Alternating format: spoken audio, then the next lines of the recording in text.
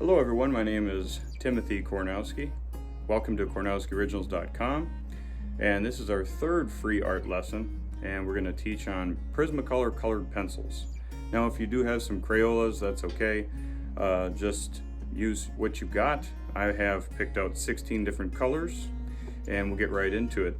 Remember, you can sign up for paid art lessons, 30, 45, or 60 minutes, and I can teach you in the art of oil pastel, oil painting, Prismacolor colored pencils, pen and inks, and regular pencils, graphite pencils. And we can talk about some of the supplies you'll need, but you can actually do one-on-one interactive art lessons through this site if you sign up. We'll get a schedule that works for you and get right into it, turn you into a regular Rembrandt, if you will. So getting right into it, our Prismacolor colored pencils, I don't recommend getting like a 150 piece set. I think it's important to have the primary colors, yellow, blue, red, and I'll just read them off for you. You could pause me in the video if you like. I like to keep a couple of neutrals and black. I have like the warm gray, 50%. I have my cool gray, 30%. I have black, you know what that is. Then I've got sienna brown. I like to have my browns. I've got a dark brown. And then we get into the brighter colors. There's a mulberry I like to use. It's kind of like violet. That's a complementary color. The colors that are in between the primaries. Then I've got just plain old orange, grass green, and then I like to have a fair amount of blues because your atmosphere is a lot of blue. Indigo blue, very dark. We have a violet blue here, and we have a true blue. That's like a nice sky blue. This is also a nice sky blue, non-photo blue. And I use a canary yellow right here. 4 more and we'll be done here. I got crimson red, and I have a Tuscan red that's a little darker. And last but not least, poppy seed, and the last one I use is a goldenrod. That's a great color. So you'd have to kind of pause me there, but to catch all those colors, I think that's 16 colors and a black. So I may or may not use them all, but I thought instead of building a picture up from the ground up, because I only have about 20 minutes to do this lesson, and this is kind of an intro to what we would teach in our live art lessons. But basically I'm going to work on Rembrandt's 3 trees that we did last week, I believe, with a free art lesson, pen and ink. And I'm going to use this as a basis to throw color into, because I actually like taking, black and white drawings, so to speak, and then turning them into color. So let's get right into it. So in my mind anyways, working at colorizing Rembrandt's famous etching, I would imagine there's some green here in the foreground. I'm going to color this shaded area, and when I do so, make sure you have a sharpener. This is just the bottom half of a sharpener I took in 2 parts, and one part of it is for regular pencils like universal, but the color side, make sure you get a color sharpener, because it'll sharpen it to a better tip. It won't be so exposed. It'll be a tip that's more like this, as opposed to a tip that's like really steep like a normal pencil. What happens is you can break the colored pencil lead pretty easily. So what I'm going to do is, remember how we're holding our pencil when we're drawing. You pinch that pencil here, rest it on your middle finger, and then when I'm sketching, you'll see I've got my hand back here, and it's like a full arm motion almost. So if I'm running that color into the foreground here, you can see how I've already got a dark shaded contrast to work with. So you'll see a little bit better how Prismacolor colors mix when I work on the sky, because I'm going to turn it into like a sunset.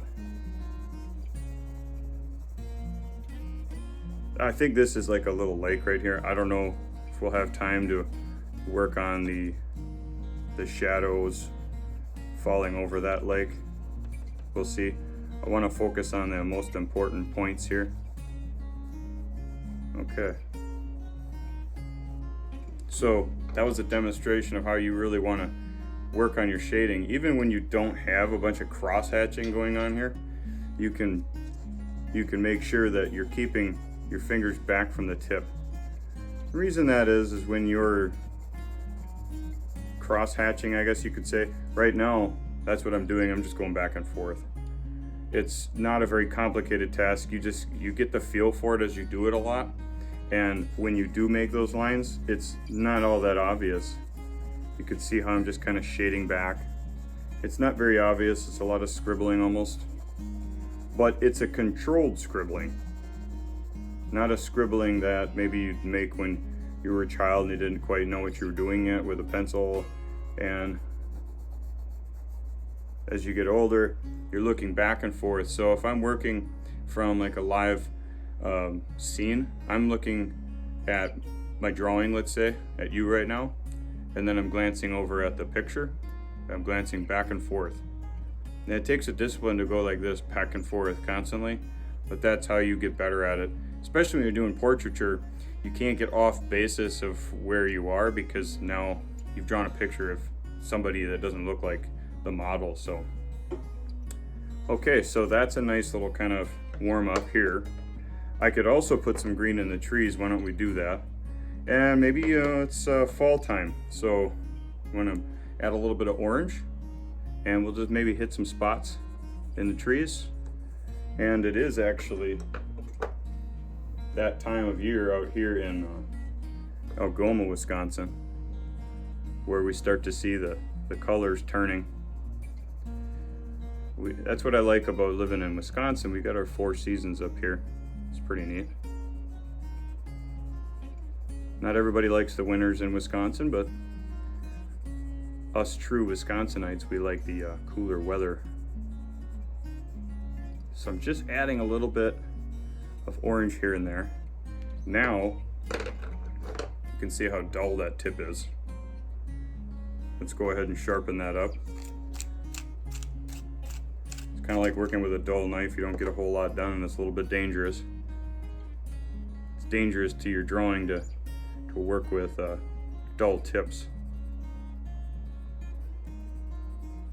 Here's a little bit of kind of poppy seed. Is that what it's called? Poppy seed? You know, you don't even have to be exact on what I picked out. Just get something like it. Get a dark and light version of your primary. Use a complementary color, and then some browns and a couple of neutrals maybe. Now I'm going to add a little bit of green in between.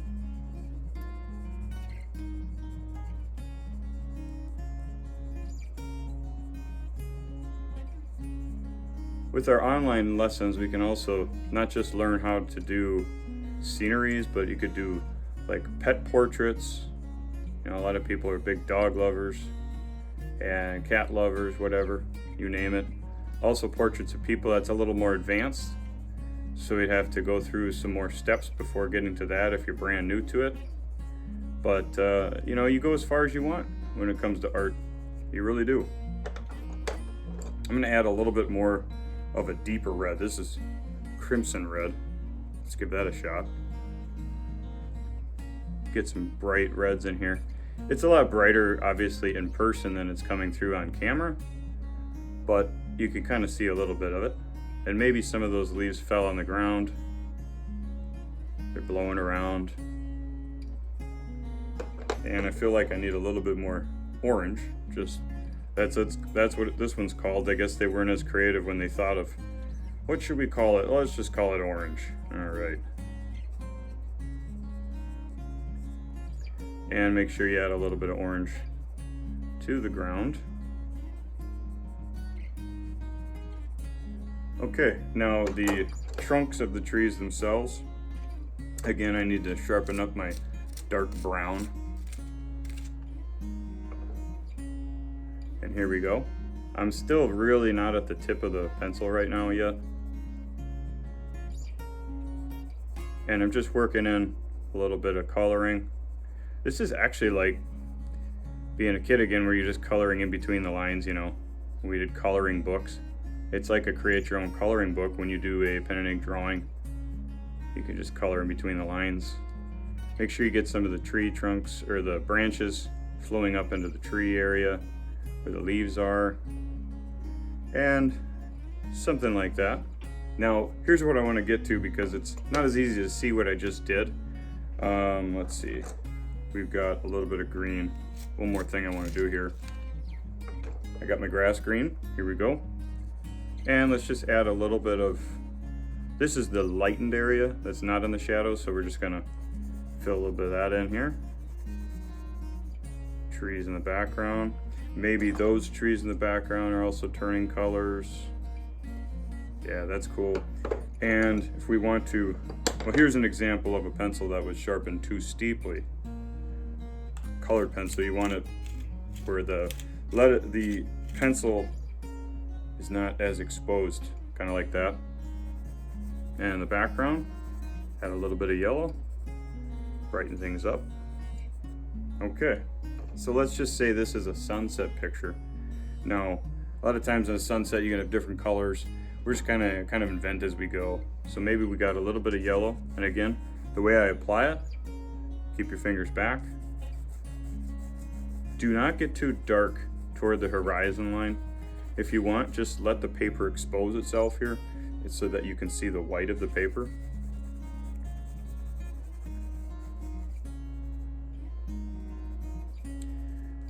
Kind of run that through the trees there, like so. And this is what I really wanted to get into with this lesson. I really want to show you the idea of you don't need to buy 150 different Prismacolors colors. You can just get a few of the basic ones and just literally mix them together.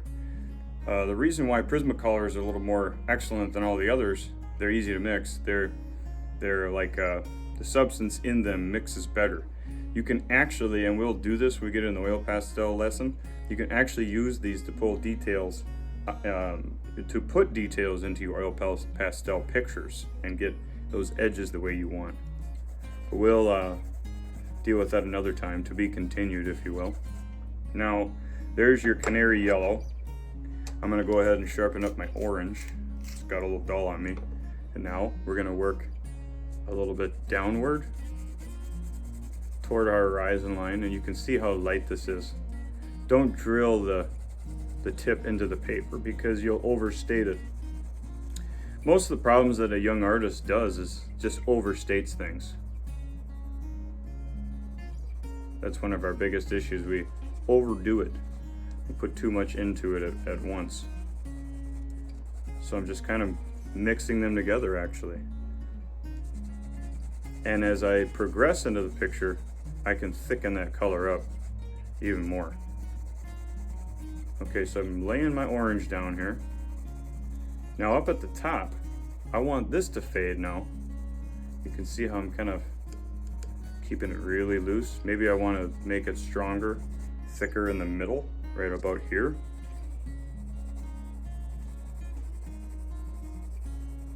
And then I'm going to work that down toward the horizon again.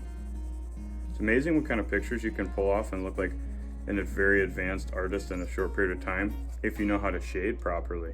It really helps you.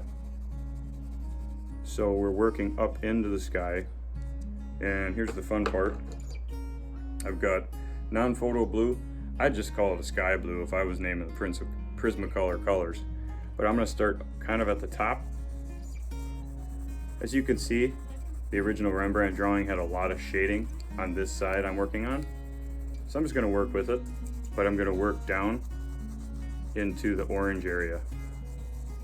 Now you can tell how useful the arm motion is in getting these colors to flow across the entire piece of paper. How would I do that if I was just working at the tip of the pencil with the tips, you know, with my fingertips up here? I wouldn't be able to do it very well. But it helps a lot to be able to cover. You feel like you're using a paintbrush even. So I'm working that down into the orange area, and I'm not getting really serious once I reach that, but up at the top I can start really laying it in thick. And again, it really does feel like you're painting. The joy of Prismacolor is that it's like a dry paint in a lot of ways. The colors are really rich once you start laying them down really thick, and they're just a lot of fun to work with.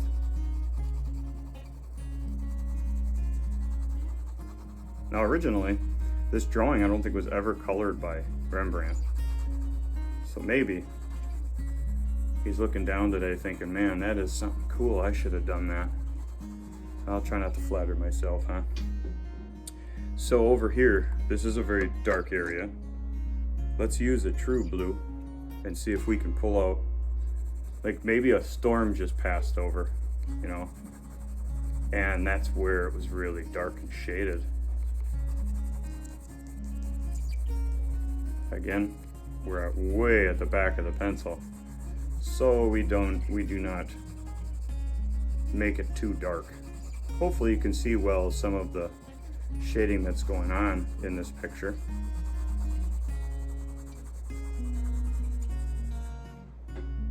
So it's kind of looking like a little bit of a rainbow. That's all right.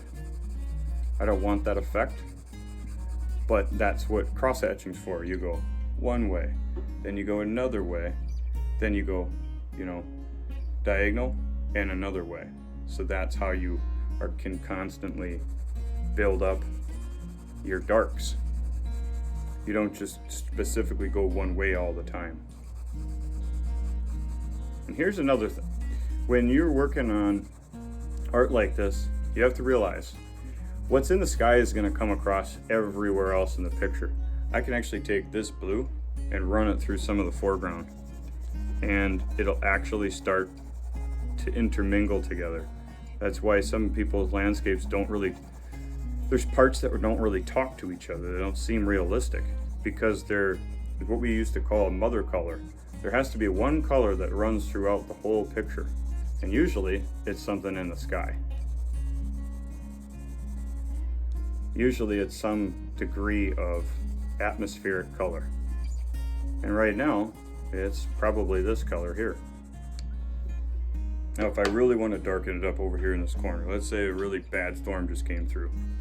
I'm using mulberry, and we're just going to add a little bit of mulberry to the corner, work it in a little bit. I can even add a little bit to the foreground. I'm thickening up and darkening my shadows. I'm making them very rich when I do that. And I'm kind of inventing as I go, but just from experience as an artist, I know that when you see a shadow, it's not just a dark green. There's dark blue in there, there's a little dark violet maybe. Maybe there's some in the trees. Yeah, that's bringing out some rich qualities there. Good. Okay. One other thing, up toward the top of this picture, I may add a whole nother blue that we mentioned at the beginning. It was a violet blue. This is the darkest blue that I like to use, I think. And it's actually very close to mulberry in some ways. So maybe it's repetitive, but these are some of the most basic colors that I use when I'm working. With Prismacolors, I like to stay around my primaries. I don't like to depend on the factory created colors. I like to depend on my ability to mix them together because I feel like that's where the true art lies. You'll actually create accidents sometimes, and it really will add to the beauty of your art. So that's kind of the idea there. If I want to work a little bit more orange into the sky, I'll also show you that. And this is kind of a 101 on how to mix Prismacolors together. So I'm not going to get too thick and heavy right here because I need these colors to work together.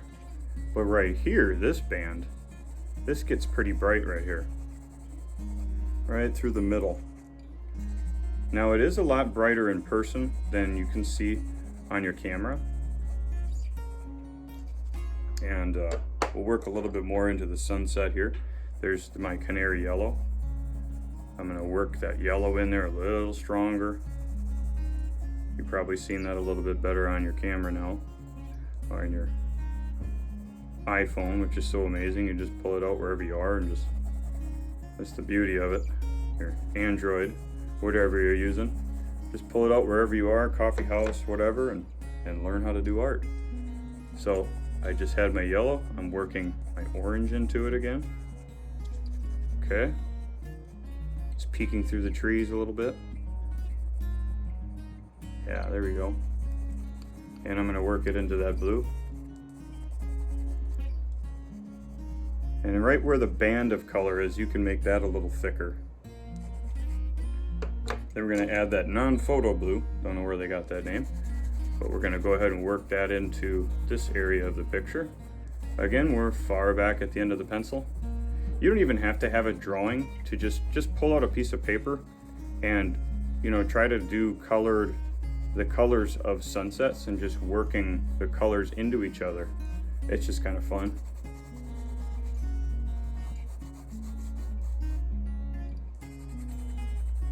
I have the benefit of having a camera right here. I can actually look and see, you know, it's almost like a third eye where somebody walks into the room and can see what you're doing. Well, I don't have the benefit of somebody just walking down and saying, oh, there's something wrong with that. It's like that outside source that can look at what you're doing. Sometimes when you're doing art, you can get so close to it, you really can't see it anymore. We can't see our own flaws, but we can see everybody else's really, really well. That's the same principle. It's the same with art. If we think that we can do no wrong, well, obviously, things won't turn out so well for us. But if we approach our art humbly and, you know, try not to make a perfect piece of masterpiece every time, we'll actually find ourselves delightfully surprised by what we can create at the easel. I think that's a pretty good example of how to mix the Prismacolor colored pencils together. Now I can continue working on this. I would say maybe the colored pencil part of this would be only halfway done, so I could continue working on it. But I think it gives you an idea of how you're going to go about it. Keeping your palette, your array of colors very simple. Maybe just get if they have like a 20 color set, just get something small and just have at it. And if you need other colors, you can always pick them up at an art store near you. But thanks for watching this video at KornowskiOriginals.com. Remember, we have 30, 45, and 60-minute paid art lessons where we can teach oil painting, oil pastel, Prismacolor, pen and ink, and pencil. You can learn how to do still lifes, landscapes, and even portraiture. So thank you so much for watching. We hope to hear from you soon. Thank you.